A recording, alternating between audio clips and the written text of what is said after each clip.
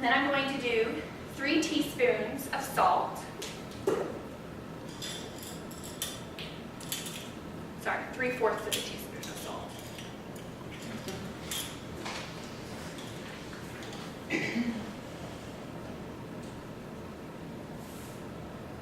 Okay. And then a 1/2 teaspoon of baking powder.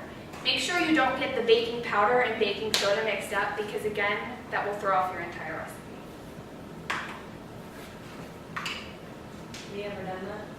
Yes, I was trying to make biscuits once that turned out, no, I was trying to make cookies once that turned out to be biscuits. Was that your house?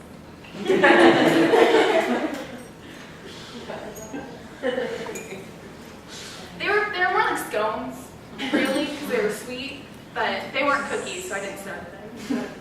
Hockey pucks? No, they still tasted good. They just weren't what I wanted. I've done hockey pucks. Done hockey pucks? Yeah. I think we've all done hockey pucks. You don't bake? Baking can be fun. Okay. Then, what are some of the flavors that you think of in your pumpkin spice or angel food cake? Yes, nutmeg. What else? Cinnamon. Cinnamon, yes. Pumpkin? Raisin. Anything- Spice.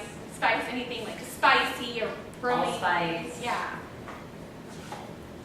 So I am going to add some cinnamon. It is a very strong flavor, so we don't add as much as a lot of other baking recipes. So I'm going to add 1/2 teaspoon of cinnamon. I love the smell of cinnamon. It's good for your blood pressure as well. Oh. Then I'm going to add 1/2 teaspoon of nutmeg. It's good for blood pressure. What is that? Nutmeg. 1/2 teaspoon of nutmeg. And then 1/2 teaspoon of roasted ground ginger. You don't have to do roasted, but I think the roasted makes the recipe a little bit better. So, unfortunately, my spoon doesn't fit in, so I have to pour it.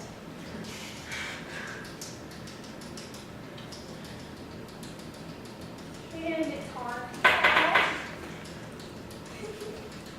So, eventually you'll get there. And then we're going to do 1/4 teaspoon of cloves. Cloves are used in a lot of Italian recipes as well. They smell so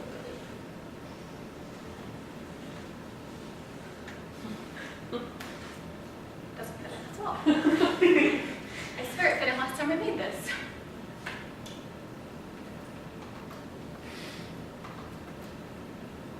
There we go.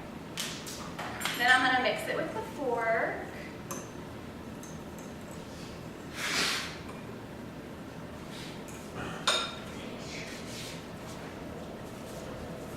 Are there any traditions that you've had growing up that you've carried on whenever you were older with your children or with your nieces and nephews that you did around Thanksgiving time? Oh, we still make a chocolate pudding pie. Oh. Even though nobody eats it. Yeah, I do. Make empanada. Pumpkin rolls. Pumpkin rolls. Monkey bread. Monkey bread. Yes, very good. Well, now we're going to set Football. Of course, it may not be the American pastime, but it's probably second to it. Now we're going to set this aside and go back to our chia seed slur. And if you see, it's lumpy and looks kind of like eggs. And it's I added 3/4 cup of water, and the chia seeds just expanded and made a slimy, eggless, eggy texture. So in this, we are going to add our molasses. The molasses is the ingredient that's going to still make it sweet, but we cut down on the sugar. Is molasses healthy for you? It's healthier than sugar. It's not, there's really no health ingredient when it comes to like your heart or like a nutrient. If you put it in your hair, it makes it really shiny. Ooh. Where does molasses come from? Bark. Okay. Dream color. Yes. It's kind of like fixed that. Yeah. Okay, so 2 tablespoons of molasses. Do you use molasses in any other ingredient or any other baking good? No, we don't. I know, I haven't. Gingerbread cookie dough, gingerbread bread. That's good, I didn't think about that. Snaps. Makes it. I really only purchased it around this time of year because it's in a lot of the pumpkin recipes that I've made.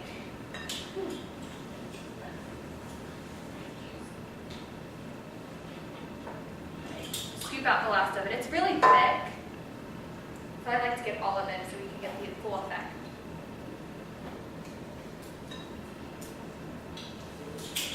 I'm gonna slur that in with the eggy chia seed mixture. Then we're going to add the coconut oil. Now this is 3/4 cup of coconut oil, and coconut oil is very good for your heart. It contains lauric acid, which lowers your blood pressure and helps with circulation. And it smells really good. And if you can use it on essentially anything. You can use it on your hair to make it shiny, use it as a moisturizer. To make your tattoos. Yeah, you can use it on tattoos so they don't fade. We're gonna mix that up. Okay. Then we're going to add the pumpkin. Now I haven't mastered the skill of pureeing my own pumpkin, so I still buy pumpkin, but it is 100% pumpkin puree, no gluten. And this is 1 cup and 2 tablespoons of pumpkin.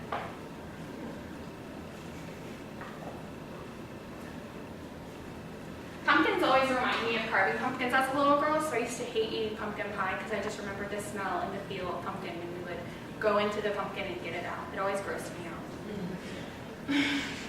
It's my least favorite thing about the holidays. Okay.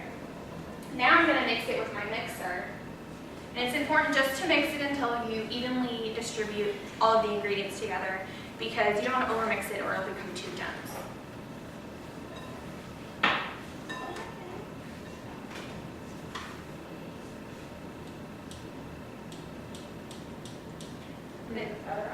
Looks like my thing isn't working, so I'm going to go move over to the other side to mix this.